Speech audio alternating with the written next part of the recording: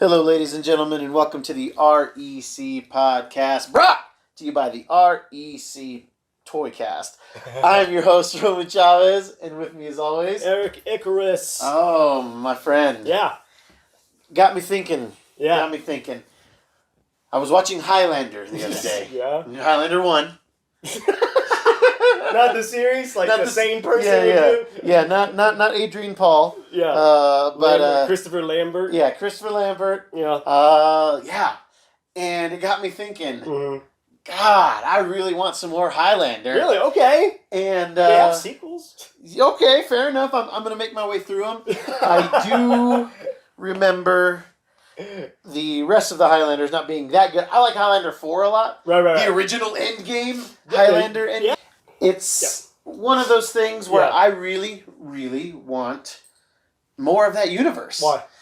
I think that they was done so poorly, even though the movie is awesome. It's so bad, but it is so is it 80s awesome. camp, or is it just... It's 80s camp. It's not a lot of attention to detail, and we get a lot of it in the TV show of the Highlander. Sure. Where we get a lot of Duncan MacLeod's, past. Right. We get to see a lot of things develop, whereas with Connor, it always feels so rushed, and nobody's really acting very well in these movies. Yeah. It's like they knew what it was. Yes. And they were kind of like, well, I'm not going to swing for the fences on this. No, yeah. They kind of kept it high and tight. And I guess for those of you who don't know the Highlander story, it's about a race of immortals, basically.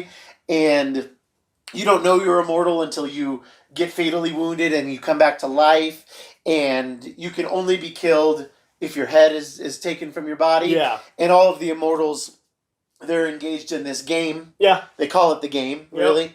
And there can be only one. Yep. So when two immortals come near near one another, they kind of sense one another. Right. And isn't it called the quickening? The quickening. Or is that what comes out of them when they chop their heads off? So when they fight, they kind of get the power of that person. Right. I don't think it actually gives them anything. It's just like if you were, collecting scalps. Sure. That's how you collect scalps, is I guess their soul. So it was always very dramatic where they would, draw swords. Yep. And it was always left to so many questions like, why does Duncan's sword look like this? Right. And why does Connor's sword look like this when they're, Scotsmen, I think. Sure. I think they were Scottish. Samurai swords, right? Yeah, they both have samurai swords. So it creates a very interesting idea, and because those would be broadsword people. Well, big time. But doesn't work maybe as well as, they must have come across some Japanese. For sure. Well, when you're... Because, in the beginning of Highlander, he meets Sean Connery's character. Yeah. I always forget his name. Cortez or something. Oh, it's something weird. I don't remember. Ramirez, actually. Is that what it is? Yeah, he plays a... What did you say? He's Scottish playing a... Spaniard, Egyptian. Yeah. Yeah, and he's like... Sean Connery's fake tanned. And right. It's so bizarre. Bizarre. Yeah, it's like... So, he does tell him that, we traditionally fight with swords. So why, you're going to go travel the world and get better at what keeps you alive. Yeah. And who does the best sword fighting is in Asia. Yeah. In Japan. I mean, that's where you're going to get your best sword play at. So I could see them making their way to this place and then these broadswords suck. Yeah. What is this? Oh, a samurai sword. Oh, cool. Yeah, these are for destruction, while the samurai swords are more the katana blades are faster. Yeah, but also stronger too. Yeah. Folded hundreds of times. You could probably hack a piece off of the broadsword with a samurai sword. You might be able to, or take at least a good chunk out of it. Yeah, and that's, I guess, now you're bringing that up, that's the lore I want too. Yes. That's what I want to know. I would like to see it done in the show. So I just want to say, I think I'd rather see this whole story redone as a show on Netflix or Amazon or whatever. Right. Because you really need to be able to flesh out these characters. Totally. I think Highlander suffers from like a Daredevil syndrome, where it's something that's not going to be conveyed very well on one film. Yeah. It's going to take several, in which Highlander got. Yes. But I think you're right. I think it functions better as a TV series. All 4 Highlander movies are so different from one another. Oh, they are. They don't feel like the same Especially thing at all. 2 makes no sense. 2 is so bizarre. 3 has time travel involved. Yep. And then 4 is a very good complement to the TV show. Yes. So I feel like 4 is probably the best sequel, or it should have been 2. Highlander 2. Yeah, like it's the best. 1 has the magic, but 4 has like the best follow up in story. Definitely. I definitely wouldn't mind seeing that expanded into a TV show. Yeah. Would you want it to follow a McLeod again? No. No? You'd rather... I would be cool with a mention to the McLeods. But Highlander is a mention to... It's not like... It doesn't mean immortal. Because he's from the Highlands. Yeah, that's right. That's true. So you kind of have to we have to get a Scotsman. Yeah. A different Scotsman. I'd be okay with a straight up...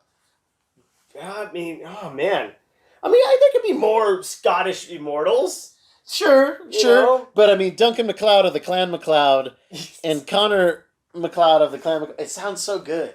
It still sounds so good in my ears. And it was the one weird thing that I thought it was really funny that they did it a lot in the show.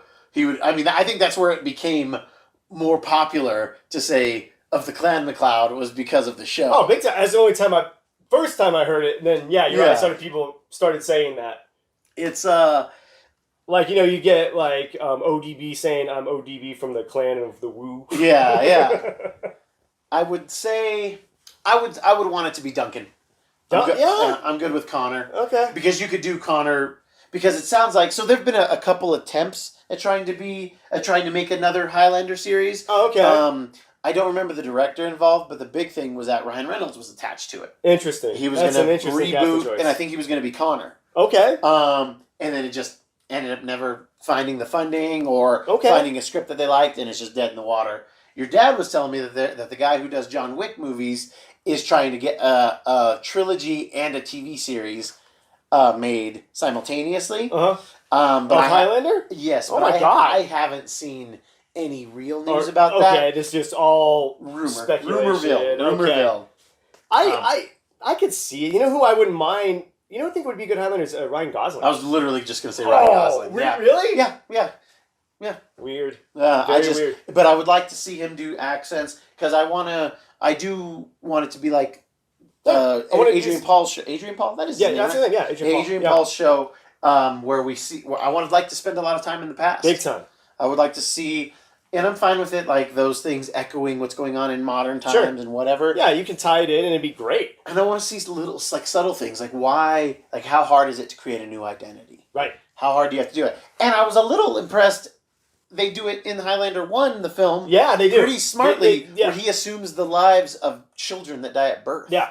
Super clever. That is. And they just touch on it. Yeah. And it's something that, I wouldn't mind seeing that expanded on. Yeah. Like, and also, touching on that, how hard it is to fight with a sword. Yes. Like, I want to get into more of that. You know? Like, I would like the lore to be fleshed out more to where it has to be a sword. Yes. And it, so it can't just be like, you can't pull a head off of somebody. Right. Or rip it off some way or use it. Like, it's got to be... Steel cutting flesh. Yeah. Or maybe it's iron. Maybe it has to be something mystical. There you go. Something. Yeah. I don't want it to get too mystical, but I would like to know where the dang immortals come from and why. Sure. And why, Because they don't really talk about that either. Don't. No, they just are. Yeah, they just are. Yeah. And, like, how do they know that there's a prize? Who's the oldest? Right. Who's the oldest one out there? Exactly. Because I did, in Highlander Endgame, when we see those guys who have removed themselves from the game, and they're in that monastery. Oh, that's right, yeah. And then Jacob Cale comes there and he kills them while they're, like, in their comatose state. Like, is there an actual penalty to killing on sacred ground? Right. On holy ground? Because... Hey guys, I'm sorry I'm operating with you guys knowing Highlander. If you don't, check it out. But one of the rules of Highlander is you're not supposed to fight on holy ground. You're not supposed to kill on holy ground. Like churches, monasteries. Yeah. Anything that's considered holy. Yeah, it's just a code. Nothing actually happens to you. Yes. Right? But there should be something that happens, there should be a penalty. Yes. Penalty to the game. Yeah. I would be really impressed with that. I would love to see that, man. Yeah. I would, considering I'm not like a huge fan of it, but I really like the show, man. I want to go back. I want to go rewatch the show. It was from what I remember. Yeah. That's been 15 years. since I've probably sat and watched. Maybe longer. Longer, dude. Yeah. I think Highlander the show ended in like 96 or 7. Oh, for sure. You know, but it ran in syndication. It did. Oh, okay. I don't think I watched it in syndication at all. I only watched it when it was new. Yeah, when it was on after the news. Yeah. Like on whatever channel it was. It was like on Fridays. So I used to watch it with my grandpa a lot. Oh, okay. Yeah, I watched it with my grandpa a lot, and we would stay over there sometimes on the weekends. Yeah. So, yeah, and for me, Highlander 1 is a de facto Queen album. Yeah, it is. It's got like 3 or 4 songs. Like original songs that they wrote for the movie. Yeah. Which, that cracks me up. I don't know what drew them to that, but fair enough.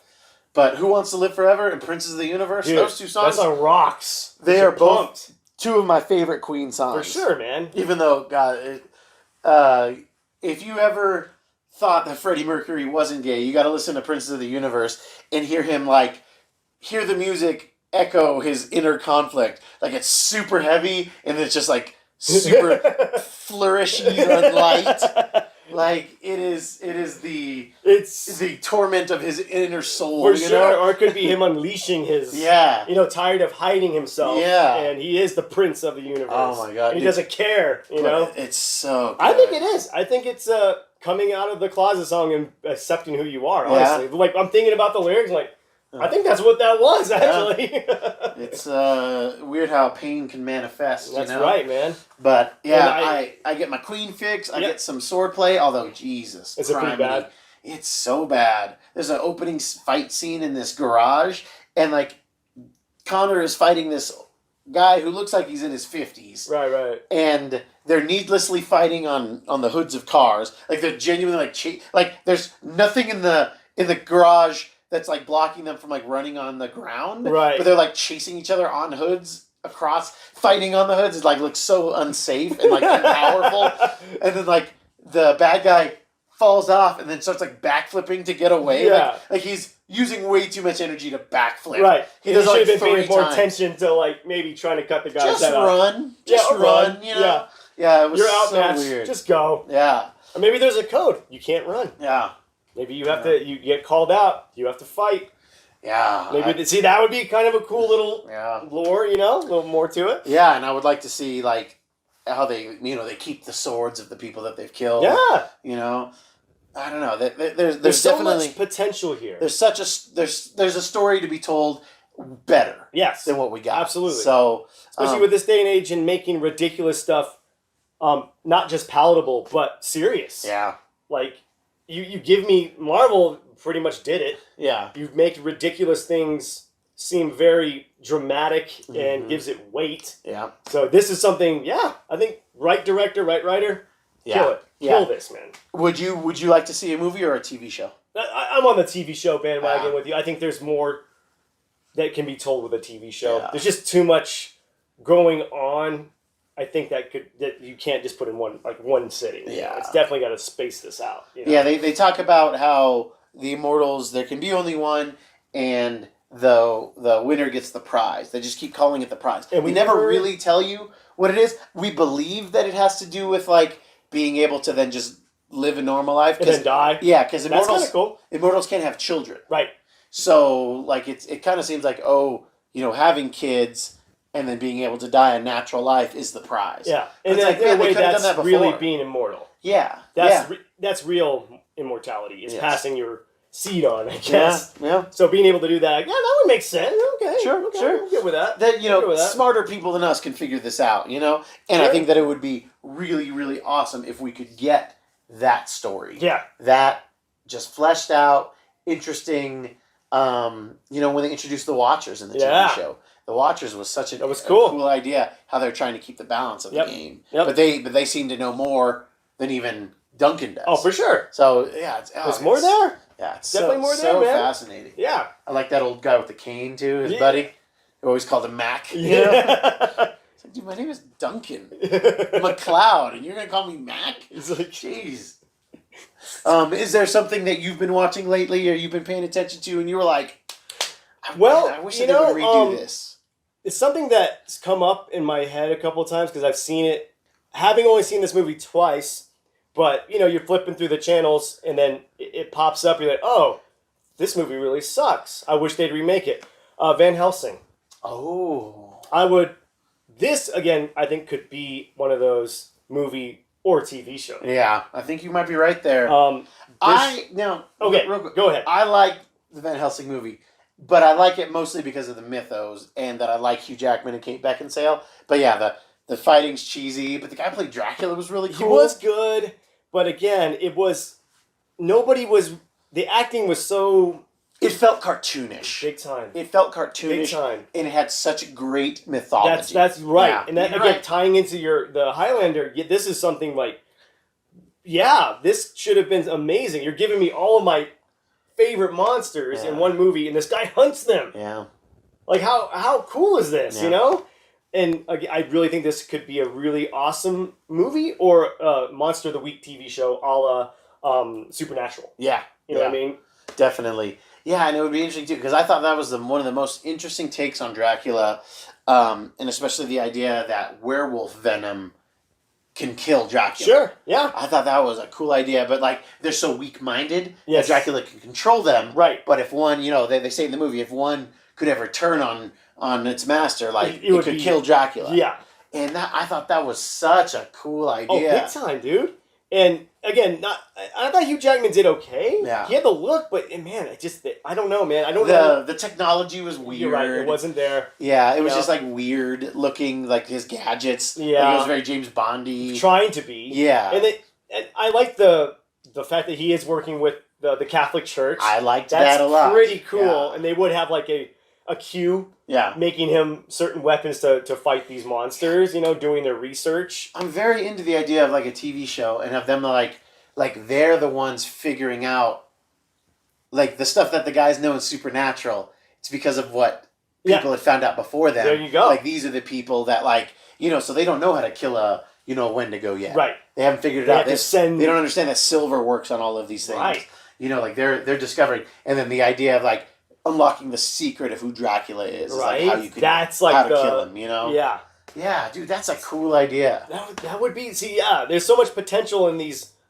again, I think Highlander is a bad, good movie. Yeah. And then Van Helsing's just a bad movie. See, man, I like it. I like it. Fair enough. But with the exception of the effects and some of the acting, like I enjoy the story. I love that idea of that Frankenstein. Yeah. That like God-fearing Frankenstein. See, again, awesome ideas, man. And yeah, I think Frankenstein was my favorite character in the movie. He was the only one that kind of had a personality. Yeah. Like Van Helsing really we didn't get his real backstory. No. Like, I'll just kill monsters. Yeah. I think he alludes that his wife was murdered by No. They allude that he's Gabriel from the that's right. from the Bible. Yeah, that's right. Which is interesting. That's cool. You could do something with that. Because the idea then would be that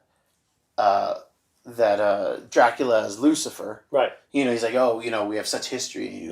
Gabriel. So the idea that Lucifer is Dracula and that he's Gabriel. Right. He was.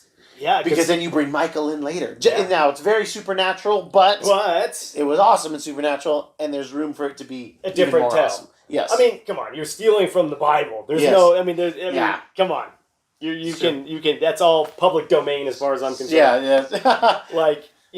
I think that's brilliant how, because Lucifer was the right hand to God at one point. Yeah. And, Gabriel was the archangel, right? Yeah. So, he would sound the horn and stuff. Yeah, so again, he in a way would be his left hand. Our Christian listeners, sorry guys, we skipped some Sunday school, so we don't have the whole story down. Oh yeah, but we got the broad strokes. Yeah, and there's so many cool stories you can get off of that. And Eric is not a well-versed Supernatural fan. I am not. So I think he would enjoy all of season 5. I've been told that lies heavily with Lucifer, Gabriel, and Michael. Jeez. But the idea is interesting. I mean, these mythos are used so often, especially even in Gaiman's Lucifer story. Right. Where I'm gonna mess it up, but they say it's one or the other. Michael can create matter. Sure.